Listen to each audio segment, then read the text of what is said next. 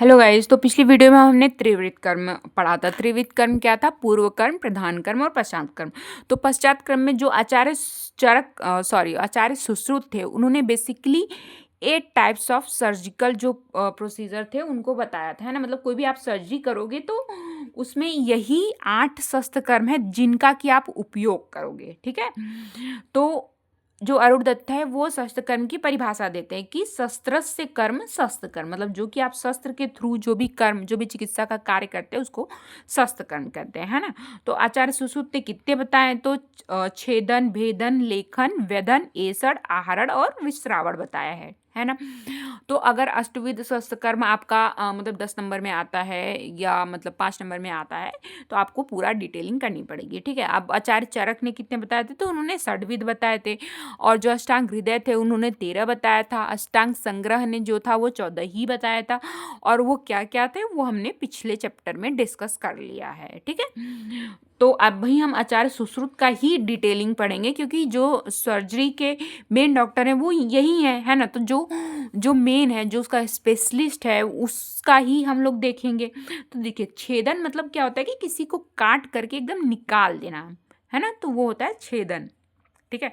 तो अब छेदन के प्रकार मतलब आप वहां पे कैसे उसको काट करके निकालोगे? तो तिर्यक छेदन, है ना, तिर्यक छेदन हो गया, ठीक है। अर्धचंद्राकार छेदन हो गया, चंद्राकार हो गया, मतलब कि इसमें क्या है, हाफ मून शेप है और इसमें पूरा मतलब सर्कल में आप निकाल रहे हो, या फिर सीधा एकदम कट लगा के उसको निकाल दो, ठीक है। तो तिर्यक छेदन कहाँ पे करोगे? तो देखो, कक्षा, कुक्षी, वंक्षण, ये याद कर लो। बाकी फेस में आपके कहीं पे भी आएगा वहां पे आप तिर्यक छेदन ही करोगे। भ्रू, शंख, ललाट, मतलब कोई भी चीज़ है अगर वहां पे अगर हुई है और उसको आपको निकालना है तो आप तिर्यक, है ना, काटोगे, ठीक है। फिर उसके बाद चंद्राकार, अर्धचंद्राकार तो कहाँ पे करोगे? गुड और मेध्र में करोगे, ठीक है। जबकि चंद्राकार कहाँ करोगे? तो पाड़ी और पादतल में। तो जैसे कि आप कोई मेहंदी वगैरह लगाते हो तो वो जैसे कि पहले की डिजाइन होती थी ना कि गोल सा बनाते थे आपके हाथों में, तो उससे आप याद कर सकते हो कि पाड़ी पाद में क्या है? चंद्राकार मतलब गोल, ठीक है। शेष सभी आधा मतलब जगह पे क्या होगा? वो सीधा होगा। और अर्धचंद्राकार कहाँ होगा? तो आधा गम, यानी कि अर्धचंद्राकार गुद और मेढ्र में हो रहा है, ठीक है। अब छेदन कर्म योग्य व्याधि, मतलब ऐसी कौन सी व्याधि है जिसमें आप छेदन कर्म करोगे? तो देखिए, एक दो एग्जाम पॉइंट ऑफ व्यू से आप याद कर लेंगे, बट अगर पीजी पॉइंट ऑफ व्यू से आप देखेंगे तो आपको मतलब जो भी आप कोचिंग ज्वाइन करेंगे उसमें ट्रिक्स वगैरह बताई जाती हैं जिससे कि आपको याद हो जाता है, ठीक है। तो उसके लिए इतना परेशान मत होइएगा। तो जैसे अर्श में करोगे, ठीक है। अब अर्बुद, अर्बुद मतलब क्या है कि कोई ग्रोथ है तो उसको पूरा काट के निकाल दोगे। भगंदर, भगंदर में क्या है कि वहाँ पे पूरा पस का एक पॉकेट बना हुआ है, ठीक है। तो आप उसको भी पूरा निकालोगे। सतपूनक, है ना, कफज ग्रंथि, व्रण वर्त्म, आपके वर्त्म पे कोई व्रण है ना, वहाँ पे, या अस्थि मांसगत शल्य, तो उसको भी आपको पूरा निकालना ही है। स्नायु, मांस में, सिरा में संकोच है, वहाँ पे कोई गैंग्रीन फॉर्मेशन है तो उसको भी आप पूरा काट के निकालोगे। अध्रुस, गल सुंडिका है ना, ठीक है। चर्म, कील, तिल, कालक, ये सब भी क्या होते हैं कि आपके जो चेहरे होते हैं उस पे कील टाइप बन गया है ना, मशक वगैरह, तो उनको आप काट के निकाल ही दोगे। अधिमास, मास संघात, बेसिकली ऐसी चीज जो ग्रोथ है ना, उसको आप काट के निकालोगे ही। भेदन कर मतलब इंसीजन, मतलब आप कट लगा रहे हो वहां पे, फिर उसके अंदर आप जा रहे हो, ठीक है। जैसे कि विद्रदी, तो विद्रदी में हम लोग क्या करते हैं? विद्रदी का जो मेन ट्रीटमेंट होता है वो होता है इंसीजन और ड्रेनेज, है ना। मतलब आपने एक कट लगाया और उसके अंदर जो भी पस भरा हुआ था उसको आपने निकाल दिया। बट सन्निपातज विद्रदी में नहीं करते हैं, उसके अलावा जो भी विद्रदी है उसमें आप करते हैं। वृद्धि रोग में भी आप यही करोगे, है ना। वहां पे कोई भी चीज, जहाँ कोई चीज कलेक्ट हो रही है तो आपको उसको निकालना है, तो निकालोगे कैसे? वहां पे एक आप रास्ता बनाओगे, तो वही रास्ता जो है वो क्या है? भेदन कर्म है ना। विसर्प में व्रण सोप हुआ है तो व्रण सोप में भी आप उसके पश्चमान में तो करोगे नहीं, पश्चमान में तो भेदन कर्म नहीं करोगे। कब करोगे? पक्व अवस्था में करोगे। अब नाड़ी व्रण है तो वहां पे एक नाड़ी मतलब एक कैनाल टाइप की बनी हुई है और वहां पे आप इंसिजन लगा के उसके अंदर से निकाल लोगे। विदारिका, ग्रंथि में भी आप इंसिजन लगा सकते हो। वृंद, तालु पुप्पुट, दंत पुपुट, तो दो तो पुपुट के हो गए, ठीक है। तुंडी केरी, अब जैसे पीड़िका है तो इसमें भी वही करोगे आप। अलजी, असमरी, मेदो रोग, अवमंथक, कुंभिक, अनुसुई, पुष्पकारिका, गिलायु। अब ये सब जो व्याधि हैं वो आप जब पढ़ोगे और आगे तो आपको पता चलेगा कि ये कौन-कौन सी व्याधि, इसमें क्या-क्या सिम्पटम्स हैं, तो उसके अनुसार आपको खुद ही समझ में आ जाएगा कि आप इसमें छेदन करोगे या फिर भेदन करोगे। अभी देखो, लेखन का मतलब होता है कि आपको स्क्रैप करना है, वहाँ से कोई चीज़ निकालनी है स्क्रैप करके, है ना? जैसे झाड़ू-उड़ू लगाते हो ना आप, वैसे मतलब कोई खुरदुरी सी चीज़ से उसको स्क्रैप करना है, ठीक है? तो ये आप किसमें करोगे? रोहिणी, किलास, मतलब एक तरह से आपकी स्किन की जो डिजीज़ेज़ है उसमें कर रहे हो, है ना? मंदल कुष्ठ में कर रहे हो, उपजीवा, अधिजीवा, अब जीवा के ऊपर कोई चीज़ है तो वहाँ पे जीवा पे आप कट नहीं लगाओगे ना, या फिर इंसिजन नहीं करोगे, वहाँ पे क्या है उसको स्क्रैप करके निकाल दोगे। नेत्रवर्त में दंत वैदर्भ, मांसकंदी, मांस उन्नत, ग्रंथि रोग में भी आप स्क्रैपिंग भी कर सकते हो और इंसिजन भी कर सकते हो। अब अगर पस पस है तो फिर तो आप इंसिजन करोगे, है ना? अगर पस नहीं है तो फिर आप स्क्रैपिंग कर सकते हो। फिर वेधन यानी पंक्चरिंग, तो पंक्चर कहाँ पे करोगे? कोई नाली है उसमें से वहाँ पे पंक्चर करोगे ना, तो कहाँ पे करोगे? विकृत शिरा में, दकोदर में, है ना? आपको पता है कि जो आपको जब एसाइटिक फ्लूइड वहाँ पे भर जाता है तो हम क्या करते हैं? टैपिंग करते हैं ना, वहाँ पे इंसिजन तो नहीं करते हैं, एक नॉर्मल हल्की सी सुई वहाँ पे डालते हैं और फिर उसके बाद जो फ्लूइड होता है उसको हम लोग कलेक्ट कर लेते हैं, ठीक है? मूत्र वृद्धि में भी आप यही करते हो कि प्यूबिक सिम्फाइसिस के ऊपर जो रीजन होता है वहाँ पे हम लोग जो होता है आपको सिरिंज के थ्रू वहाँ से जो भी यूरिन होता है वो निकाल लेते हैं ना। अब वो तभी करोगे आप जब उसका पास आउट नहीं हो रहा है यूरिथ्रा के थ्रू, देन हम वहाँ से निकालते हैं सिरिंज के थ्रू, ठीक है? पक व गुल में आप कर्दम विसर्प में कर सकते हो, ठीक है? अब एसड यानी प्रोबिंग, मतलब आपको कुछ खोजना है वहाँ पे, ठीक है? तो आप तो उन्मार्गी व्रण है आपको, अब देखिए व्रण है, अब उसका मार्ग कहाँ कहाँ फैला हुआ है तो वो आपको पता होना चाहिए ना, तभी आप उसको वहाँ से क्या करोगे, वहाँ से पस को अच्छे तरह से निकाल पाओगे या उसके पूरे ट्रैक को क्या कर पाओगे। जैसे कि भगंदर है तो उसमें भी हम पहले प्रोबिंग करते हैं ना,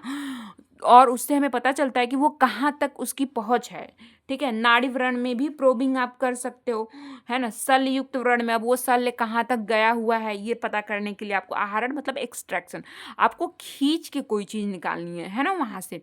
तो आप ये किस में करोगे? तो देखो 3 तो शर्करा ही है, 3 शर्करा का है, दंत, पाद और मूत्र, है ना? तो यहाँ से आप उस शर्करा को पकड़ोगे और खींच करके निकाल दोगे। असमरी को भी खींच के निकाल दोगे। मूढ़ गर्भ, मेन तो इम्पॉर्टेंट यही है। दंत मल, कड़ मल, 3 तो मल है, दांत का मल, कड़ का मल और गुदवज, ये आपको खींच करके निकालना है ना। वो वहाँ से निकल नहीं रहा है तो आपको क्या करना है? फोर्सफुली उसको खींचना है, ठीक है? अब सीवन कर्म, तो सीवन मतलब आपको सूचरिंग करनी है, ठीक है? तो मेदोजन्य रोग में आप सूचरिंग करोगे, है ना? अब जिनका प्रॉपर आपने भेदन कर दिया है ना, इंसिजन किया है, तो आपको उसको बंद भी तो करना है, एक्सीजन में तो काट के निकाल दिया, ठीक है? सद्यो व्रण में तुरंत वहाँ पे कोई व्रण हुआ है तो उसको आपको अगर वहाँ पे करेंगे आप, ठीक है? और सुलेखित गद में जहाँ लेखन भी आपने प्रॉपर अच्छे से किया है, अब कहाँ आप नहीं करोगे?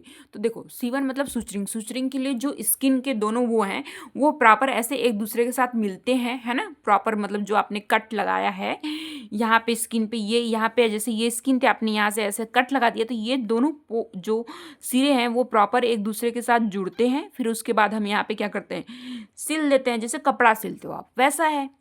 तो देखो क्षार और अग्निविष जुष्ट ऐसी स्किन में आप कर पाओगे नहीं, क्योंकि वो जो उसका जो एज है स्किन का वो स्मूथ रहेगा ही नहीं, है ना? तो वहाँ पे नहीं कर सकते हो, ठीक है? मारुत वाहिनी कोई मतलब स्किन है वहाँ पे नहीं कर सकते हो, ठीक है? या फिर जिनके भीतर दूषित रक्त या फिर शल्य हो, क्योंकि अगर दूषित रक्त है और आपने उसको सिल दिया तो वो प्रॉपरली जो स्किन है वहाँ की वो हील नहीं होगी। अगर शल्य है तो भी नहीं होगी, वहाँ पे क्या हो सकता है? पस का फॉर्मेशन हो सकता है। मतलब एक तरह से वहाँ पे दोष हैं, दो दोष हैं, देन आप नहीं कर सकते, या कोई शल्य है तो आप नहीं कर सकते। दूषित रक्त किससे होगा? वात पित्त या कफ से ही दूषित होगा, है ना? अब सीवन के लिए पहले क्या यूज़ करते थे? अभी तो आपको बहुत अच्छे अच्छे सूचर मिलते हैं, बट पहले क्या होता था? तो पहले सूक्ष्म सूत्र, अस्मंतक की छाल, सन के सूत्र, मतलब एक तरह से जो पेड़ पौधे हैं उनके रेशे से आप कर सकते हो, है ना? ठीक है। अब सूची का स्वरूप तो मालती पुष्प जो होता है उसके वृंत के अग्रभाग के समान होती है। गोल तो रहती है सुई, आपको भी पता है, और तीक्ष्ण अग्र भी होती है ना, बट ये बोल दिया है कि मतलब उसका शेप कैसा होगा, तो मालती का जो पुष्प होगा उसके जो वृंत का जो अग्र होता है, ठीक है, उसके समान होता है ना।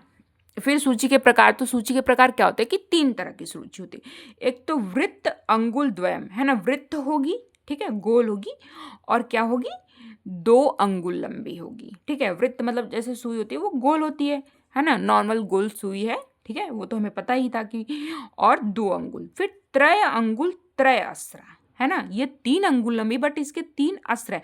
अस्त्र मतलब एक तरह से उसके जो फलक होते हैं ना, मतलब वो जो सुई है वो ट्रायंगल शेप में है, ठीक है। धनु वक्रा मतलब ये थोड़ी सी मुड़ी हुई है। अब इनका अलग अलग जगह पे इंडिकेशन, अब देखो जिसके 3 अस्त्र है मतलब तीनों साइड से हैं, ठीक है, कुछ ऐसी सी है ना, तो ये 3 अस्त्र हो गए ना, मतलब ट्रायंगल शेप में है, तो वो और भी ज़्यादा मतलब एक तरह से डीपली पायर्स होगी, आपकी स्किन को अच्छे से पियर करेगी आसानी से, ठीक है। जो गोल है, तो अब जो गोल है सुई, आप खुद ही नहीं सोचना कि ये सिर्फ गोल है, केवल यहाँ पे उसके वो है, तो ये आपकी स्किन में ज़्यादा जल्दी जाएगी, या फिर जिसकी इधर इधर इधर तीनों तरफ हैं एजेस, वो तो वो वाली जाएगी। तो वैसे है कि ये अल्प मास संधो, है ना, क्योंकि ये उतनी शार्प नहीं है, इसलिए जहाँ पे कम मास है, ठीक है, अल्प मास संधो पे जाएगी, जबकि ये मांसल में जाएगी। और धनुर्वक्रा कहाँ पे जाएगी, जो गोल वाली मतलब मुड़ी हुई होती है, वो मर्म, फलकोश और उदर, यहाँ पे इसका इंडिकेशन है। अब देखो जो सूची कर्म है तो उसके 2 ही व्यापद होते हैं। देखो अब आप सूचरिंग कर रहे हो, तो या तो जो जो सूचर्स हैं उसको आप बहुत नज़दीक नज़दीक लगा सकते हो, बहुत नज़दीक नज़दीक लगाओगे उनके बीच में स्पेस नहीं रहेगा, तो जो पेशेंट है उसको क्या होगी, रुझा होगी, बहुत दूर दूर है ना, तो क्या हो सकता है कि वो जो व्रण का ओष्ठ है वो गिर भी सकता है ना, मतलब प्रॉपर अच्छे से वो जुड़ेगा नहीं, ठीक है। और विश्रावण कर्म जो है वो कहाँ कहाँ पे होता है, विश्रावण मतलब वही ड्रेनेज करना है, तो देखिए इंसिजन और ड्रेनेज मतलब जहाँ पे भी आपको कोई कलेक्शन है फ्लूइड फॉर्म में, देन आप वो करोगे, है ना। जबकि एक्सीजन क्या है कि कोई ग्रोथ है उसको आप निकाल दे रहे हो, तो जहाँ पे कोई ग्रोथ है सॉलिड उसको निकालना है, आप एक्सीजन करोगे। लेकिन जहाँ लिक्विड है कहीं पे कलेक्ट हुआ है, तो वहाँ पे आप पहले इंसीजन लगाओगे, एक कट लगाओगे, देन उसके अंदर का बाहर निकालोगे, तो वो हो गया इंसीजन और ड्रेनेज, ठीक है। तो सभी अर्बुद, सभी विसर्ग और सभी विद्युति, मतलब एक तरह से आप अर्बुद में छेदन भी कर सकते हो, ठीक है। लेकिन अब अगर वो आपको देखना है कि वो सॉलिड है या फिर लिक्विड, अगर लिक्विड है तो आप इंसीजन यानी कि भेदन और विश्रावण करोगे। ग्रंथि में भी सेम ऐसा है कि आप ग्रंथि का भेदन भी वो आपका एक्सीजन भी कर सकते हो, बट वो कफज ग्रंथि में बोला गया, क्योंकि कफज आपको पता है कि गुल्म भी आप देखोगे तो गुल्म का भी जो वो था स्वरूप था, जो कफज वाला था वो क्या था, अस्म के समान था। तो अस्म के समान जो है पत्थर के समान है, वहाँ पे आप ड्रेनेज कैसे कर सकते हो, वहाँ पे तो आप उसको हटाओगे ही ना पत्थर को, तो वही चीज़ है। वातज, पित्तज और कफज उपदंश में, स्तन रोग में आप कर सकते हो, स्तन रोग में आपको पता है स्तन विदृद्धि में जो इंसिजन और ड्रेनेज किया जाता है, ठीक है। कुष्ठ में करोगे आप, है ना, कुष्ठ मतलब कि स्किन पे आप कोई भी एक्ने उकने वगैरह होता है तो आप लोग क्या करते हो वहाँ पे, अगर बहुत बड़ा मतलब है तो फिर वहाँ पे इंसिजन और ड्रेनेज ही होगा, जो फोड़े फुंसी होते हैं, ठीक है। स्लीपन में आप करोगे, है ना, विदारिका में करोगे, ओष्ठ रोग जो है उसमें भी आप करोगे, दंत रोग में जैसे सीताद, सौसीर, उपकुश, कृमिदंत, दंतवेष्ट और दंतपुट में करोगे आप, ठीक है। फिर उसके बाद है आपका तालु में, तो तालु कंटक हो गया, कंठ में गल सालुक हो गया, जबकि गल सुंडिका में क्या कर रहे थे, छेदन कर्म कर रहे थे, ठीक है। फिर कड़ में तो कड़पाली गत्रो। अब शस्त्र कर्म का व्यापक क्या हो सकता है, तो या तो हीन छेदन हो सकता है ना, ठीक है, या तो अतिरिक्त बहुत ज़्यादा कर दिया, या फिर तिर्यक जो कट लगाना था आपको जिधर उधर नहीं लगा के कहीं और शेप में लगा दिया, या फिर खुद ही को आपने चोट पहुंचा ली, है ना, तो हीन हो सकता है, अतिरिक्त हो सकता है, तिर्यक हो सकता है, जहाँ आपको करना था वहाँ आपने नहीं किया, है ना, तिर्यक हो सकता है, ठीक है। फिर स्वगात्र छेदन हो सकता है। तो गाइज आपका अष्टविध शस्त्र कर्म खत्म होता है, जो कि आचार्य सुश्रुत के अनुसार क्या है, प्रधान कर्म है। तो अगर आपको ये वीडियो अच्छी लगी तो इस वीडियो को लाइक ज़रूर कीजिएगा, चैनल को सब्सक्राइब कीजिएगा, एंड थैंक यू।